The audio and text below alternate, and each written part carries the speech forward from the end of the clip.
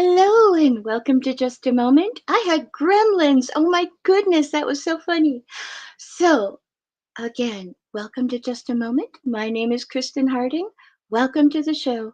Sometimes we do have to troubleshoot a little bit behind the scenes, and today was one of those days.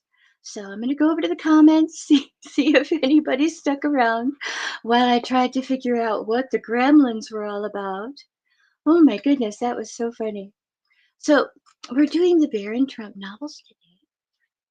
Barron Trump collection and The Last President. And if we're going to recap, he got back from his first journey and he was really well received by his mother and father. And he was decorated by the emperor with the Grand Cross of the Crimson Cincture. And the elder baron presented him with a copy of an ancient Roman newspaper. He read of the murder of, oh, maybe we haven't gotten there yet. So, never mind. Where did I leave off? Okay. As an additional act of the imperial clemency, the wives and the children of the condemned sculptors had been graciously accorded permission to follow their husbands and fathers into their terrible exile. That's where we left off.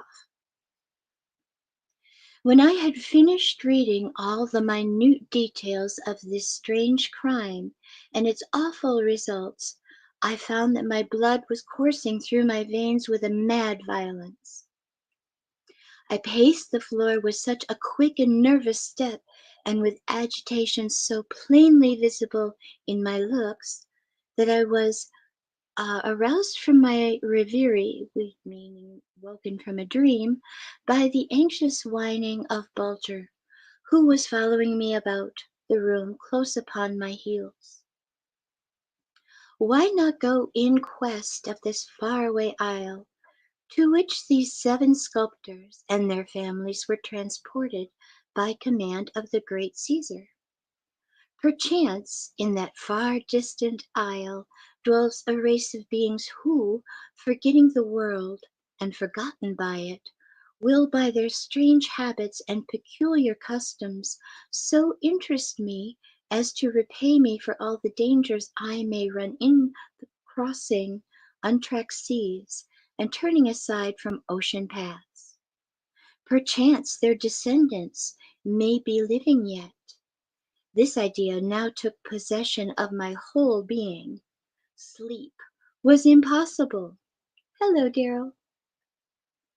Far into the night, I pored over ancient charts. While deepest sleep enwrapped the baronial halls, I worked out in my mind, or rather, my mind work it out, the course which I should pursue. For it was always a custom of mine never to attempt to solve the unsolvable. In fact, I early made the discovery that any interference on my part with the mysterious workings of my mind tended rather to impede its action. So I waited calmly for light. It came at last. Closing my eyes with inner sight, I could see a map of the Eastern world traced in glowing, shimmering lines upon an inky background. And there, too, I could see my course marked out in dotted lines of fire. With a loud ringing cry, with a loud ringing cry of joy, I sprang to my feet and exclaimed, I shall find this wonderful isle. I shall unlock the portals of the southern seas.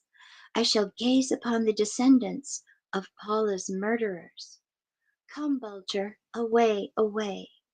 Hastily bidding adieu to my parents, I swung myself into the saddle, and with Bulger securely strapped, dashed madly away toward the shores of the Mediterranean. The Baron's mad son is off again, cried the peasants, as I galloped past their farmhouses.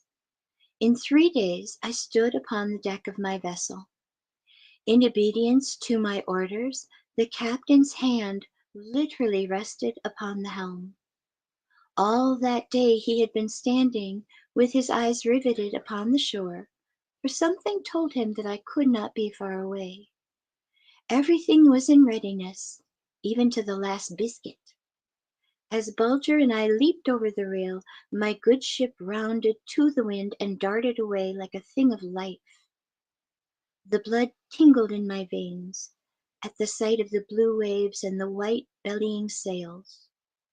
Bulger gave a vent to his satisfaction in a man gambols and ear-piercing barks. It was certainly an auspicious beginning. Leaving the command of the ship to the mate, the captain joined me in the cabin, where I unfolded to him my project of sailing in the southern seas in quest of a long-forgotten island. He made haste to unroll his chart and adjust his spectacles in order to fix the location of the island when I should give him the latitude and longitude. Fancy his almost consternation when I told him that the only proof I had of the existence of such an island was the brief mention in the ancient Roman newspaper. Was I mad? Did I care no more for life than to throw it away in such a foolhardy undertaking? Had I no idea of the rage of the terrible typhoon, the treachery of the hidden reef, the weight of the watery mountains which would topple on our deck? Could I expect seamen to go where there was no record, that the most adventurous sailors of past centuries have ever plowed through that water? I smiled. Master, I said after a moment's silence, this ship is mine, and you have sworn to serve me like a true seaman. But if your courage has failed you, you shall be put ashore at the first port we make. Go. Master. Nay, little baron, cried the skipper, I was only testing your resolution. If you have the courage to sail into unknown seas, I have the courage to follow you. Come bright skies and calm waters, or come storm clouds and thunderbolts. I shook the old man's hand and bade him go on deck, for at last sleep had come to my wakeful eyes, the first time in 3 whole weeks, and I wanted to be alone. In a few days we passed the Straits of Gibraltar and turned southward, keeping the African coast in sight.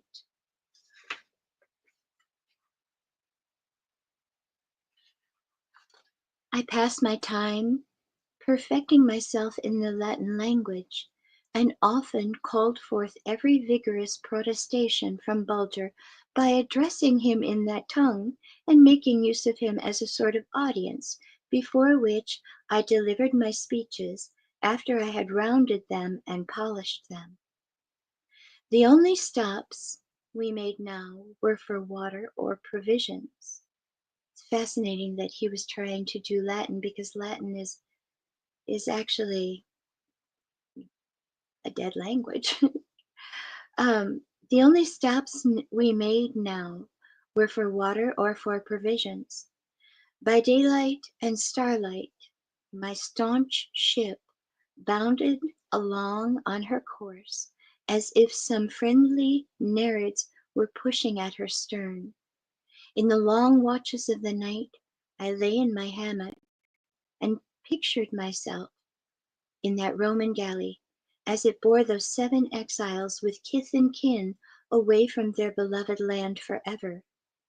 Ere another moon had bent her crescent in the evening sky, we had reached the Cape and came to anchor with intent to overhaul our ship most thoroughly before going further southward.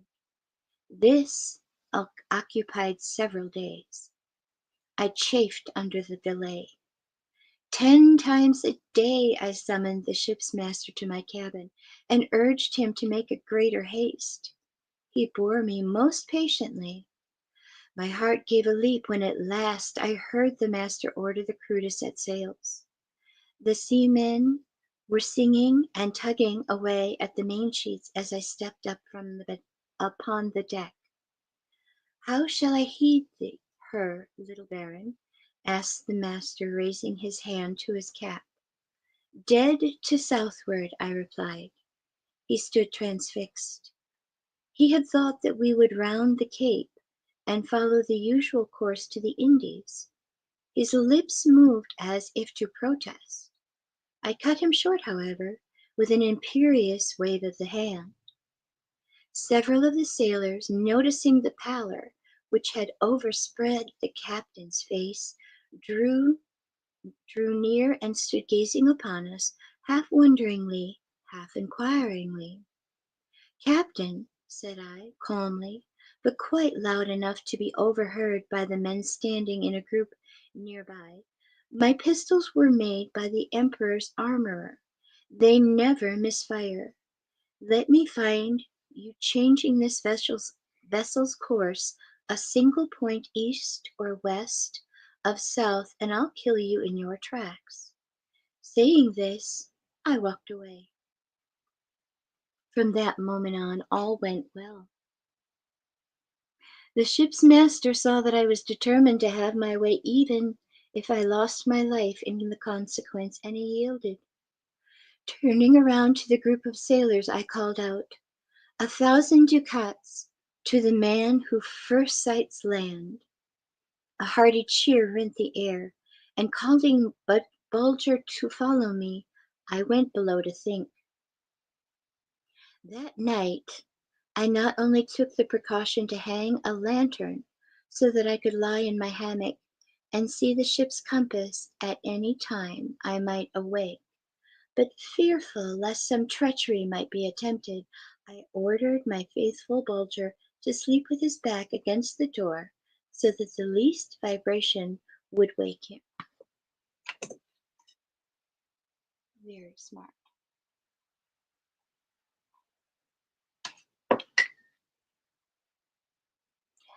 Night after night, these precautions were followed out most strictly.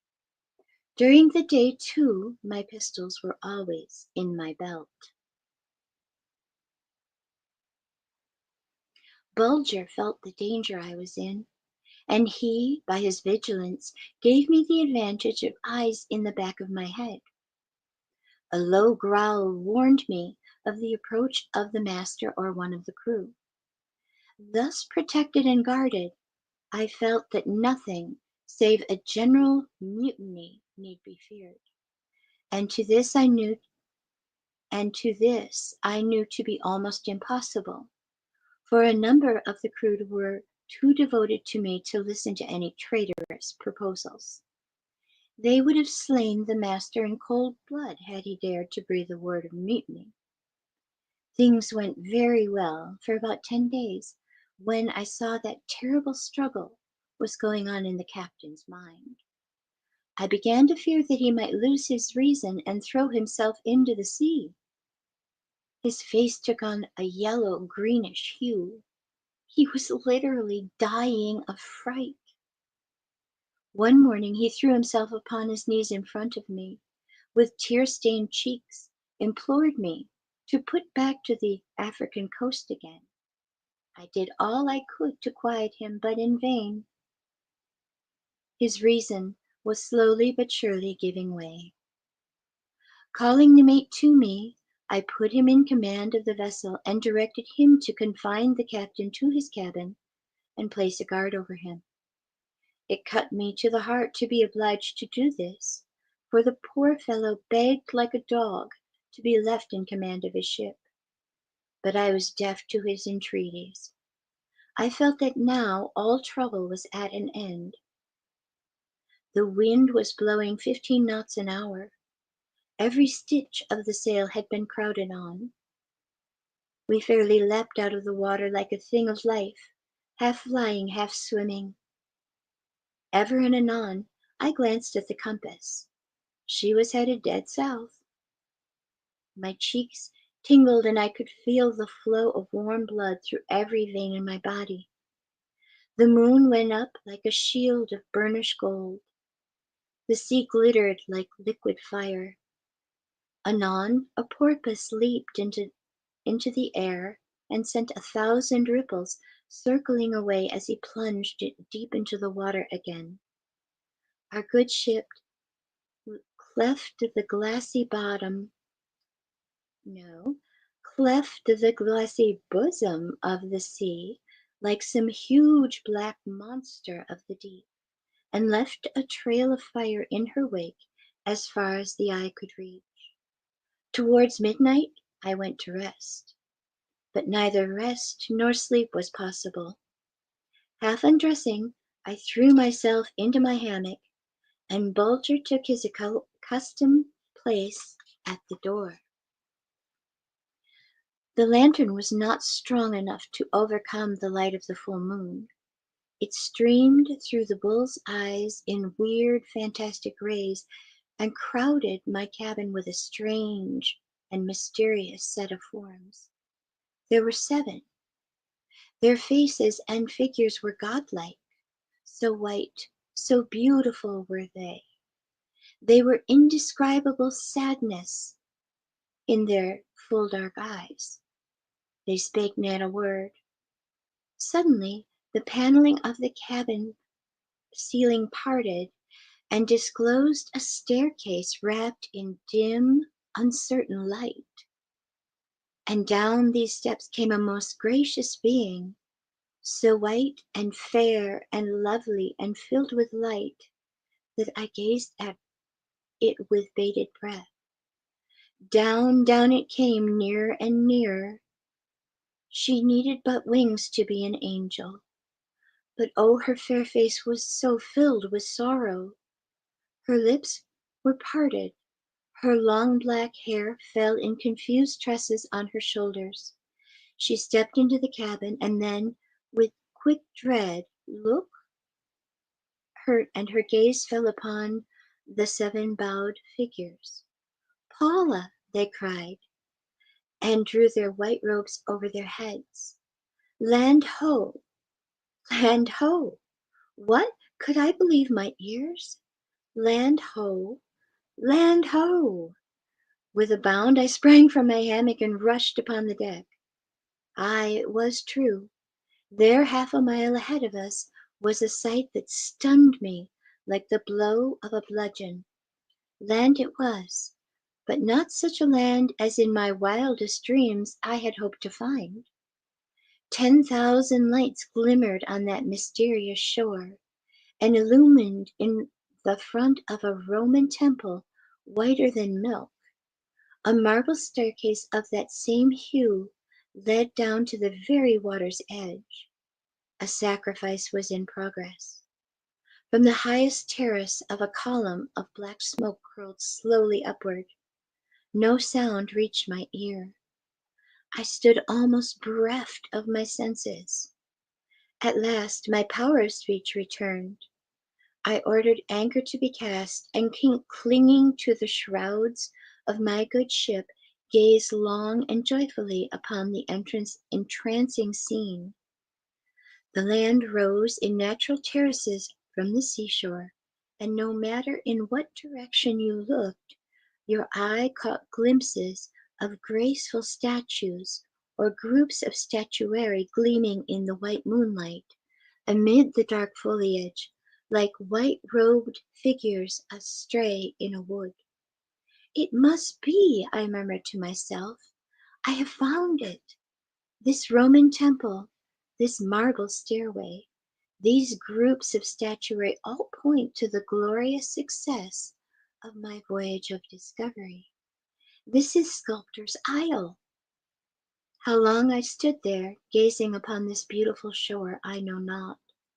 Someone pulling gently at my sleeve woke me from my dreams. It was Bulger. I stooped down and stroked his head for a few moments. Suddenly I awoke to a sense of great weariness, and casting another glance toward that mysterious shore, I turned and descended to the cabin. I soon fell into a deep sleep. The terrible strain upon my nerves Since leaving the Cape, caused by the half mutiny of the crew, the insanity of the ship's master, and the long watches through which I had lain and listened for the cry of the land, had at last told upon me. The sun was several hours high when I sprang out of my hammock and rushed upon the deck. Could it have all been a dream? Should I find the noble temple, staircases of marble, and all the towering statues melted away into thin air? Ah, no. The beautiful shore was still there, unrolled before my wondering eyes, like some fair picture full of light and grace and delicious coloring. "Man the launch," I called, and in quicker time than it takes to tell it, I was on my way to the shores of the Sculptor's Isle. Faithful Bulger sat beside me, his eyes bright and expressive as he gazed into my face. Landing at the foot of the marble stairway, I sprang lightly out of the launch, followed by Bulger, and bounded up the marble steps. There were 3 landings before I reached the level of the temple, from each of which the outlook grew more and more delightful.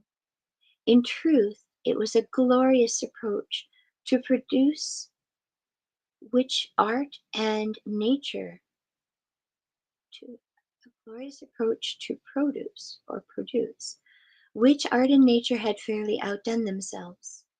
At length I cleared the last flight of steps, and with a throbbing heart crossed the tessellated court and paused in front of the entrance to the temple. The embers were still smoldering on the altar, around which stood several white-robed priests with low-bowed heads and averted faces. Unwilling to break in upon their solemn office, I turned and followed by a broad way, paved with marble and shaded by most graceful trees and trailing vines.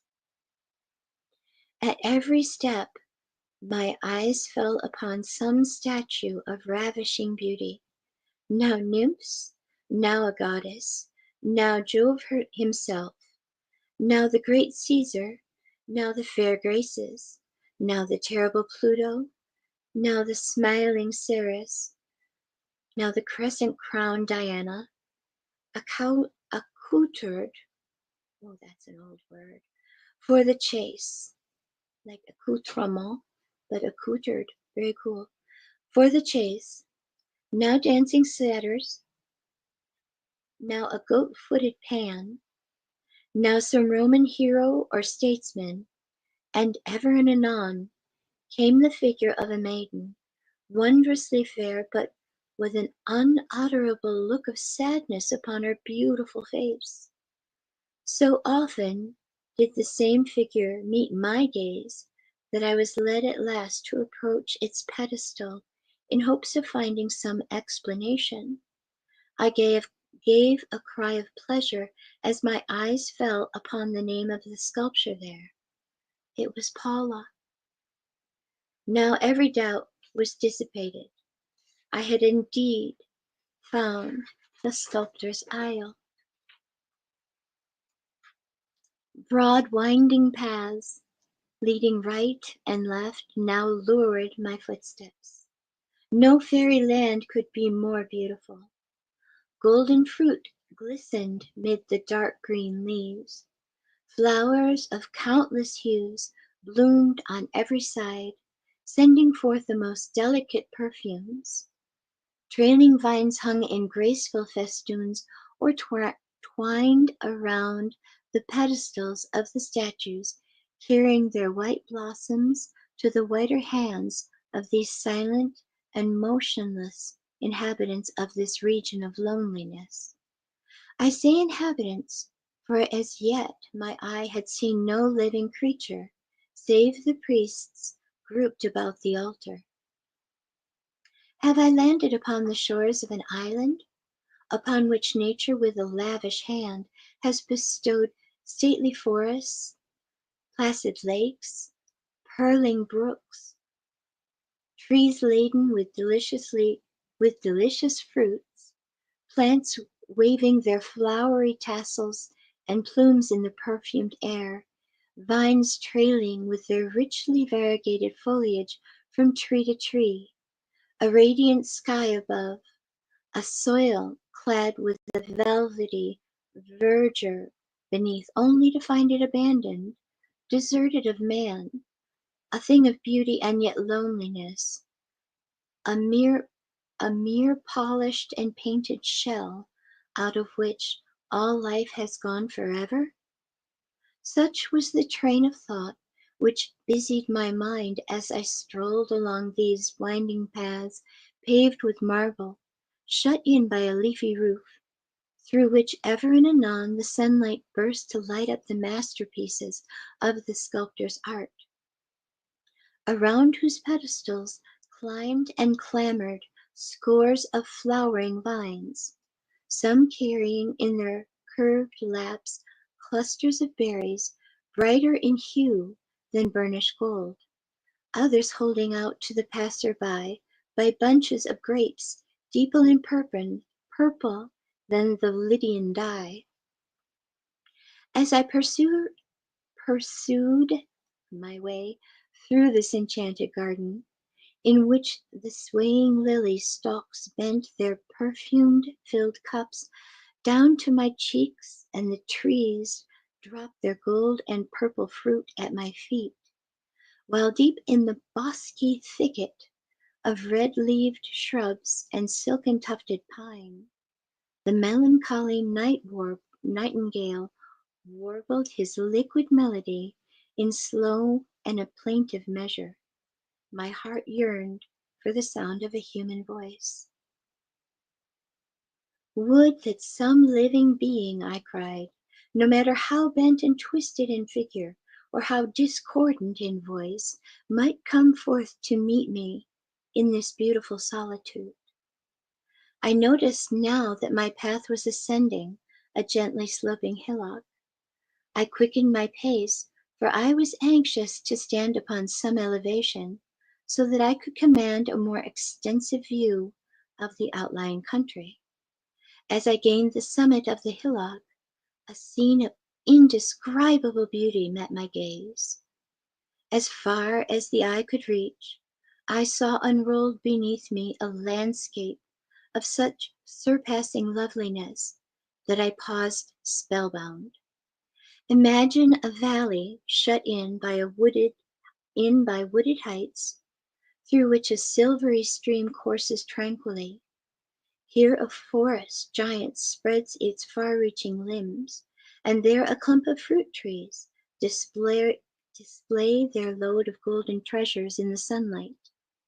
On this side of the flowering shrubs shine white as ivory against the dark greensward, and on that with trailing vines and trimmed copses, man's hand has built many a shady bower of fantastic outline. To this add scores of statues posed in every conceivable attitude of grace and beauty. Here a group, there a single figure, and farther on, by twos and threes, standing, reclining, sitting at play, in meditation, listening, reading, thrumming stringed instruments, in attitudes of the chase, casting the coy, or reaching up to pluck fruit or flowers. Is this a dream? I murmured. Am I not the sport of some mischievous spirit of this place? And oh goodness, it's time for the break. Hi, Tina. And again, hi, Daryl. We'll be back in about 3 minutes.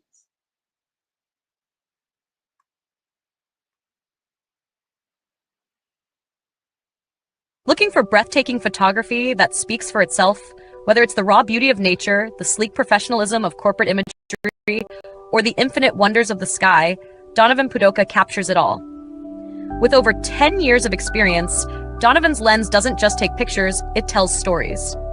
His work is perfect for travel publications, corporate branding, artistic prints, or anyone who appreciates stunning photography.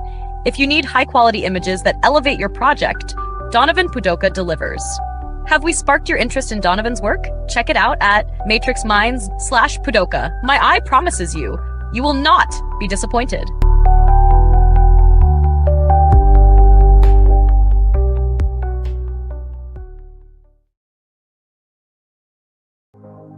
This CBD fluid is a whole flower fluid extracted from the cannabis flower. We don't use any heat, butane, or chemicals when we extract, so we get all of the components of the plant. All the CBD, CBG, CBA, all the terpenes, all the flavonoids. This allows our body to absorb at 60 to 90% rather than the average of 6 to 10% absorption you would get with a CBD oil. Because our bodies are made up of mostly water and this is a fluid, it's highly absorbable so that you're getting 500% more nutraceuticals per dose. We also have this available in our CBD spray as well as a muscle rub with all kinds of botanicals. You're going to absolutely love it. Check it out, Brainiacs. matrixminds.live/CBD. CBD I use. Feel free again. Feel alive again. Hey there, Hunter. Go check out our friends at Colorado Custom Game Calls. They are all about creating a high-quality, custom, unique game calls at an affordable price. They are here for hunters that can't and won't pay upwards of $180 to $200 per game call. They pride themselves on giving their customers the opportunity to not only purchase an affordable and high-quality call, but to customize their game call to their liking. So listen up and go check them out. That's www.coloradocustomgamecalls.com. They got calls for all type of game, and all the game calls can be custom made to your own likeness. That's www.coloradocustomgamecalls.com. Tell them Matthew sent you from the Matrix Minds.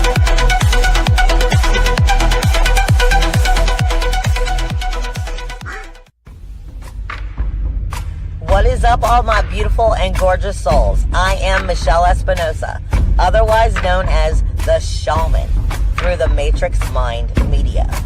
So tell me, how many times have you wished that you had that special power of prediction? You know, to know what was going to happen before it actually happened and took place. To have some power and control over that situation before things came flying at you out of left field. The thing is, you actually can have that power. You can be aware of what's coming. Tune in to Astrology TV with me for Breaking the Cage every Sunday evening at 10 p.m. Eastern on the Matrix Mind Media. And I will go through the astrology and help put you on the right course and get you back in control of your own life. Love you guys. Love those commercials. They're so cool. Where were we? Oh, yes. He was asking if it was a dream. Is it a dream? Is this a dream? I murmured. Am I not the sport of some mischievous spirit of this place? From this deep reverie, the loud barking of Bulger aroused me with a shock-like violence. I looked in the direction of the sound. Poor foolish dog. He was gamboling about one of the statues and amusing himself in waking the echoes with his little voice. I was a little nettled by the interruption and called to him to cease his barking. It seemed to me almost a sacrilege to disturb the deep repose of this fair valley. Again, the barking broke forth. This time, Bulger's strange antics were wilder than before.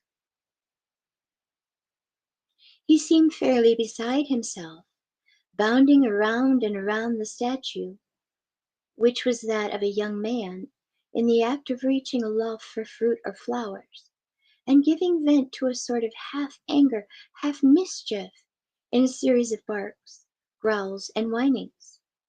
Rare indeed was it that Bulger did not give heed to my wishes, no matter how faintly expressed, but now even the threatening tone of voice seemed to not have the slightest effect on him. He continued his mad gambolling and sharp angry barking, determined to reproach him most severely for his disobedience. I strode angrily towards him. I drew near, I looked, and I saw ashes of my forefathers. What? The statue had wide opened eyes. The statue had the blush of life in its cheeks. Motion, movement, even to a hair's breadth, there was none, and yet these fair blue eyes were bent upon Bulger in half inquisitive, half wondering gaze. I rubbed my eyes and looked again. I took a step forward. Suddenly a wave of fear crept over me like the flow of icy water. With the living marble, as it warmed to life, moved by some long pent-up passions, raise its hand and strike me dead? Gathering myself together, I glanced toward a group of maidens at play beneath the shade of a leafy roof of arched branches and interlacing vines. Quicker than it takes to tell it, I sprang forward and fixed my gaze upon their faces. Death could not hold the human form in attitude more motionless than theirs, and yet their eyes were filled with a strange light. Upon their fair faces, the red tint of life glowed bright and warm. Where was I?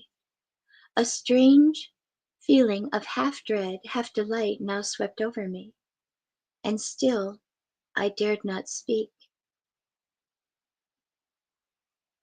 My voice will break the spell by which all of these breathing children of earth's flinty breast keep their hold on life, and they will fade away to nothingness. And now the eyes of the nearest near me, and now the eyes of her nearest to me, there we go, of deeper black than polished coal, appeared bent full upon me, and I could see, I thought, the glisten of those ebon orbs, as if a tear had broken over them. Her hand was outstretched. What if I touch it, I thought, to see if it has the warmth of life within it, or whether it not be in truth a thing of stone, and I sport of some mischievous spirit of the island. I'll do it, if I'm slain like the poor worm which, warmed by an approaching flame, crawls to meet it. I touched its fingertips. Oh, wondrous thing! They were not of stone, but of the softest, warmest flesh. I staggered back, expecting to see the group vanish in thin air, but no, it moved not. I stood as motionless as before, and now I felt my limbs grow strong beneath me. I determined to speak, come evil or good. Fixing my gaze upon their fair faces, I uncovered and addressed them thus: O strange and mysterious beings, resent not this bold intrusion of a puny mortal upon your sacred repose. Speak to me, if ye so will. Let me take my feet off the soil of your fair island. But ere I go, speak to me. Let me know whether ye be of the creation of some spirit of this isle, or whether ye are really living, breathing beings. No sound issued from those rosy lips, parted as if in the very act of speaking. No movement, no tremor came back to break the marble-like pose of these fair figures. A whole minute elapsed. To me it seemed an eternity. I stood riveted to the ground in the most anxious suspense. The minutes dragged their heavy bodies along one after the other. But joy unutterable! Their lips began to move. A smile almost imperceptible at first spread slowly, slowly over their faces. The crimson of their cheeks took on a deeper hue. Their eyes bend a most sweet and friendly look upon me. The word we falls gently on my ear. Another pause.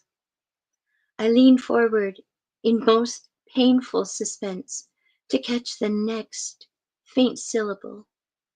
It came at last. Live. They live, I cried in joyous voice. They live. I am not the sport of any strange divinity. These figures are not cold and senseless marble, but warm-blooded, breathing, thinking, living beings. I cannot tell you the depth of my satisfaction that this discovery was made by my loved Bulger. He saw the terrible perplexity which had come upon his master and hastened to his rescue. Not frowning face, not threatening voice was sufficient to turn him from his purpose of letting light in upon my darkened mind. In my deep contrition, I could scarcely bring myself to speak his name. I felt how unworthy of his love I was. But he pardoned me with a nobility of character more than human, and spake his forgiveness by covering my hands with caresses and uttering a series of soft low barks. With Bulger by my side, I now mingled with these flesh and blood companions of the island's marble dwellers, and passing from one group to another in speechless wonderment, I, good faith that they were alive, but not so more than the flowers, the shrubs, the trees, the vines, which helped to make up the lovely scene, of which they were the brightest and fairest ornaments.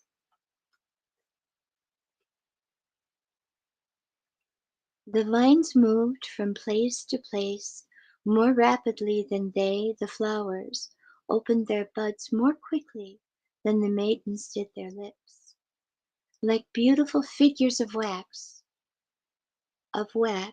moved by the slow uncoiling of some hidden spring, these living statues passed hours, nay days, in rising to their feet or sinking down upon the velvety greensward.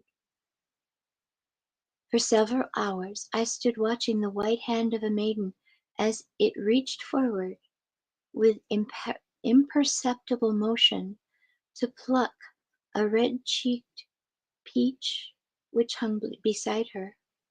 A full hour went by ere those delicate fingers were clasped around the peach. Another ere it had been carried to her lips.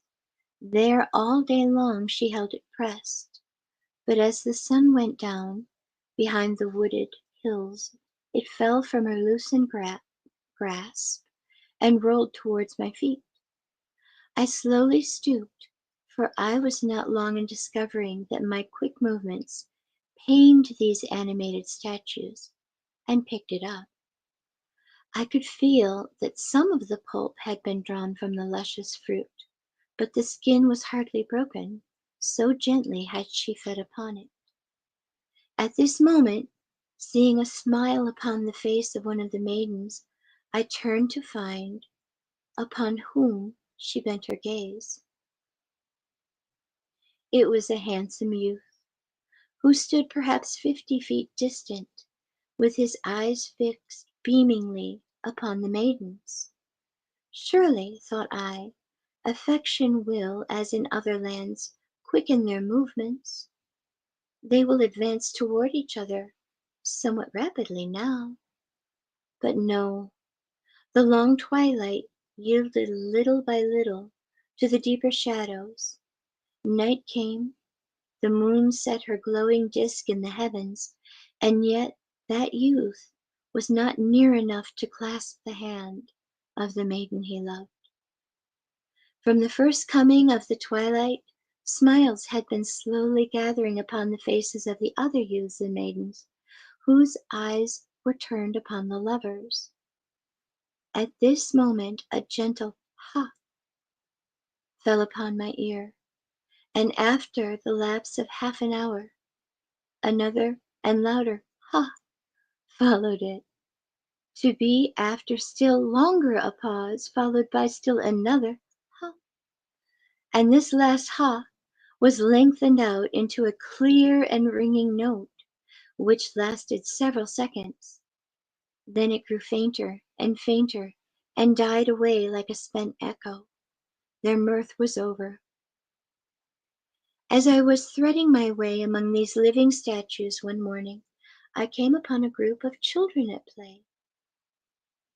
At first I could not see that they had noticed my coming at all, but after the lapse of quarter an hour, 15 minutes, I discovered that their large, beautifully clear eyes were slowly turning towards me. So I determined to sit down nearby and observe them. Fancy my delight upon finding that a delicate thread-like flowering vine had entwined around and around the body of a little golden-haired maid of about 7, encircled her neck with its many-colored leaves and coral berries, and coiled itself like a crown of gold and crimson upon her soft ringlets, dropping in blossoms and tendrils gently down around her head and shoulders. Seeing my astonishment and hearing my words of delight, a mild-faced woman seated near me slowly raised her hands and extended her fingers to make me understand that these little cherubs had been 10 days at play there upon that ground. This beautiful vine, I thought, has joined in their sport. As much alive as they, it is in truth one of their playmates, and it has wound itself lovingly around the child seated nearest to it. I looked again. Lo, a tree loaded with delicious nuts was swinging in the breeze and shaking them into the laps of these children at play, while on the other side a tall, graceful plant bearing cup-shaped flowers of sunny whiteness, each of which I noticed was filled with limpid water, drops of which sparkled in the sunlight polished gems, gently brushed against the cheek of a smiling boy, as if to say, "Drink, little brother." "Wonderful!" cried I. "These happy creatures, these trees and flowers, these fruits and vines, are all children of the same family. No storms ever come to darken these fair skies. Eternal spring reigns here. By daylight, starlight, and moonlight, their lives flow gently along like some broad silvery stream, whose motion is too slow for human eye to note it. Mysterious people, how shall I fathom the wonderful secret of your existence? How shall I read the history of a people whose only books are speechless brooks and silent groves, whose tongues have so lost their power to interpret thought, that months might go by and yet the mystery remain unsolved? After a sojourn of a few days among the slow movers, as I called them, I made a discovery which alarmed me greatly. I found that this mysterious silence, this strange fate, which cast me among the living creatures with whom converse was next to impossible, this utter inability to distinguish the living statues from the marble ones, was beginning to prey upon my mind. Bulger noticed my ever increasing melancholy.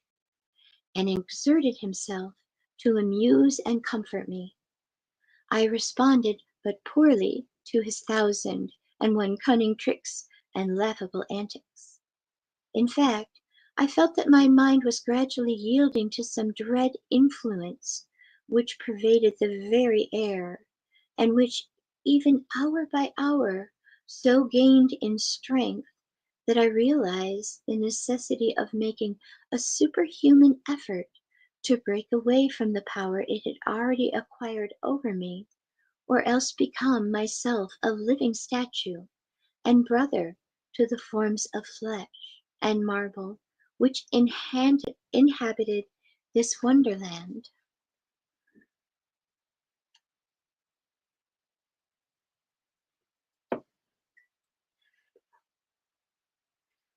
I will not weary my readers with minute details of the plan which I had conceived to the end of the danger which threatened me, to snatch myself from the living death which I could already feel creeping over me. In my despair, I determined to apply to the oldest of the slow movers and throw myself upon his mercy, so to speak, to tell him of my longing to escape from the terrible fate threatening me, to return home to my beloved parents, who would go down in sorrow to their graves if I, their sole child, their pride and their hope, should never come home again to gladden their old age. But more than this, I determined, if possible, to learn the history of the islands and its mysterious folk, and to that end I resolved to beseech him to indicate to me where I might find some record of their past, some book or parchment, so that I might not go through life burdened with the brain-racking thought that I had been powerless to solve this mystery. A thought which, if it did not shorten my days, would most certainly embitter them. As I have already explained, in attempting to converse with the slow movers, I was confronted with a twofold difficulty.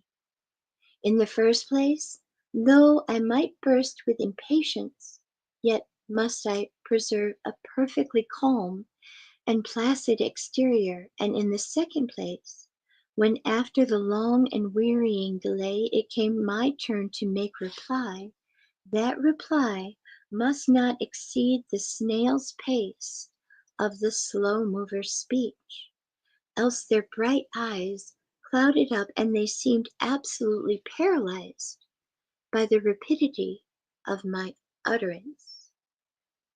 Their eyelids sank slowly down, and they seemed to fall into a deep slumber, out of which it took hours to arouse them.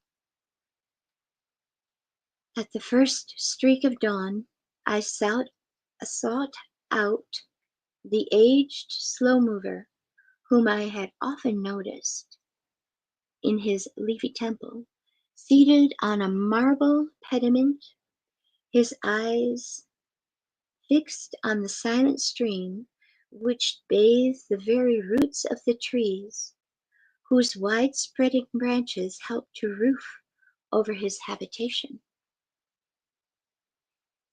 All that day and starry night which followed, I sat at his feet.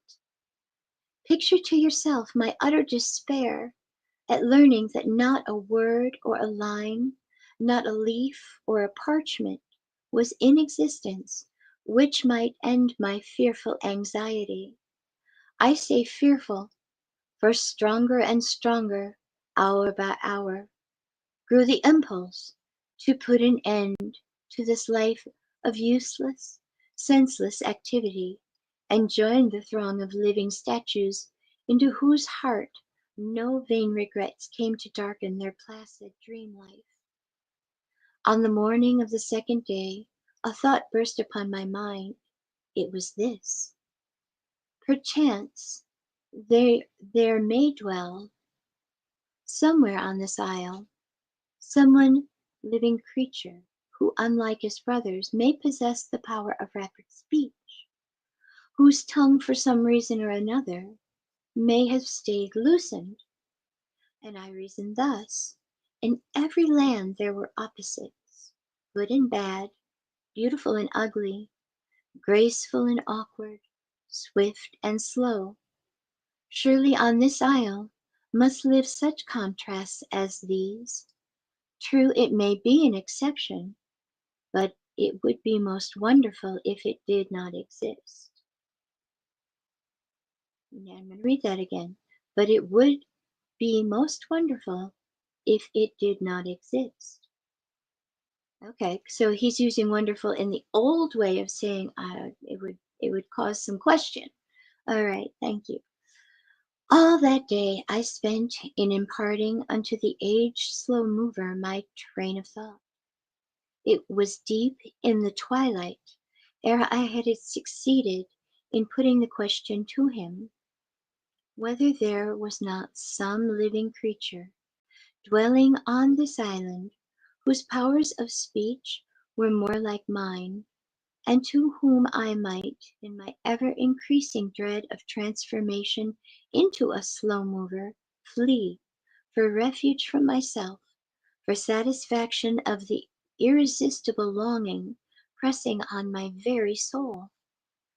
But the shades of evening were not so deep that I could not note the darker shadow which began to gather on the face of the aged slow mover when I had completed my question. I was startled. So violently were the beatings of my heart that they sounded loud, though muffled, above the sighing of the zephyr, the rustle of the leaves, the plaintive warbling of this nightingale. As this shadow went on growing, ever deeper and deeper on the old man's visage, I felt that I had touched some ancient wound, which, though long forgotten, now bled afresh.